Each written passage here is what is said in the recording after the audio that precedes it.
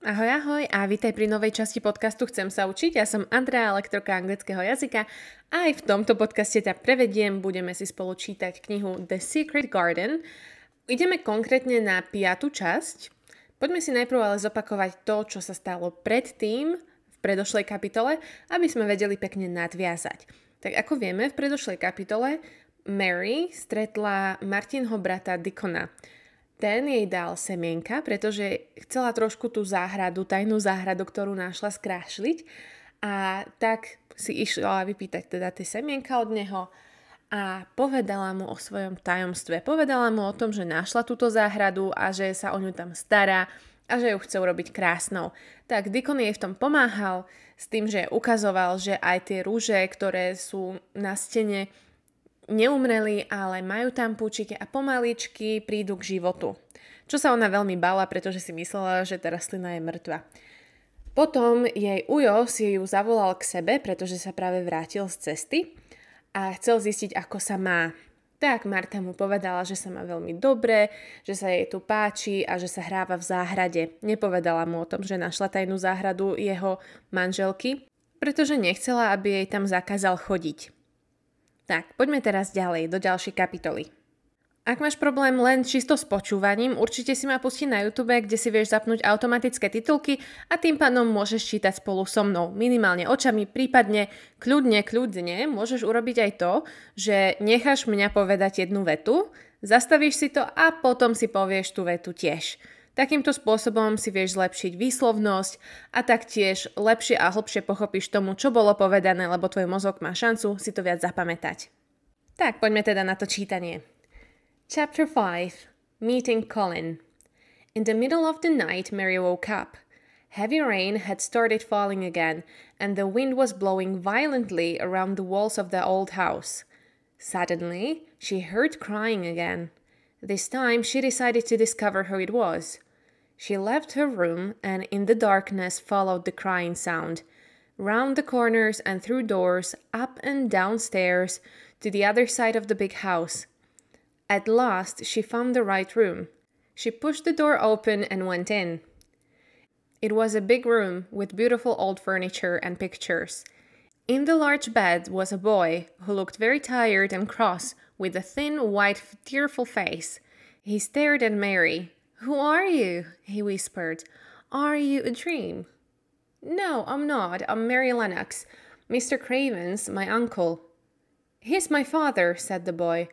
"I'm Colin Craven." "No one ever told me he had a son," said Mary, very surprised. "Well, no one ever told me you'd come to live here. I'm ill, you see. I don't want people to see me and talk about me. If I live, I may have a crooked back like my father, but I'll probably die." "What a strange house it is," said Mary. "So many secrets. Does your father come and see you often?" "Not often. He doesn't like seeing me because it makes him remember my mother. She died when I was born, so he almost hates me, I think." "Why do you say you're going to die?" asked Mary. "I've always been ill. I've nearly died several times and my back's never been strong. My doctor feels sure that I'm going to die, but he's my father's cousin and very poor, so he'd like me to die. Then he'd get all the money when my father dies. He gives me medicine and tells me to rest. We had a grand doctor from London once who told me to go out in the fresh air and try to get well. But I hate fresh air. And another thing, all the servants have to do what I want, because if I'm angry, I become ill." Mary thought she liked the boy, although he seemed so strange. He asked her lots of questions, and she told him all about her life in India. "How old are you?" he asked suddenly. "I'm 10, and so are you," replied Mary, forgetting to be careful, "because when you were born, the garden door was locked and the key was buried. And I know that it was 10 years ago." Colin sat up in bed and looked very interested. "What door? Who locked it? Where's the key? I want to see it. I'll make the servants tell me where it is. They'll take me there and you can come too." "Oh, please, don't do that," cried Mary. Colin stared at her. Don't you want to see it? Yes, but if you make them open the door, they will never be secret again. You see, if only we know about it, if we can find the key, we can go and play there every day.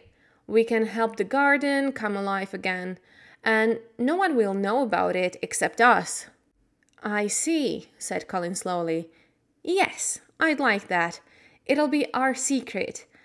I've never had a secret before. And perhaps, added Mary cleverly, we can find a boy to push you in your wheelchair if you can't walk, and we can go there together without any other people. You'll feel better outside. I know I do. I'd like that, he said dreamily. I think I'd like fresh air in a secret garden. Then Mary told him about the moor, and Dickon, and Ben, and the robin, and Colin listened to it all with great interest. He began to smile and look much happier. I like having you here, he said. You must come and see me every day, but I'm tired now. I'll sing you a song. My servant Kamala used to do that in India, said Mary, and very soon Colin was asleep. The next afternoon, Mary visited Colin again, and he seemed very pleased to see her. He had sent his nurse away and had told nobody about Mary's visit. Mary had not told anybody either. They read some of his books together and told each other stories. They were enjoying themselves and laughing loudly when suddenly the door opened. Dr. Craven and Mrs. Medlock came in. They almost fell over in surprise. What's happening here? Asked Dr. Craven. Colin sat up straight. To Mary, he looked just like an Indian prince. This is my cousin, Mary Lennox, he said calmly. I like her. She must visit me often. Oh, I'm sorry, sir, said poor Mrs. Medlock to the doctor. I don't know how she discovered him. I told the servants to keep it a secret. Don't be stupid, Medlock, said the Indian prince coldly. Nobody told her. She heard me crying and found me herself. Bring our tea up now. I'm afraid you're getting too hot and excited, my boy, said Dr. Craven. That's not good for you. Don't forget you're ill. I want to forget, said Colin. I'll be angry if Mary doesn't visit me. She makes me feel better. Dr. Craven didn't look happy when he left the room. What a change in the boy, sir, said the housekeeper.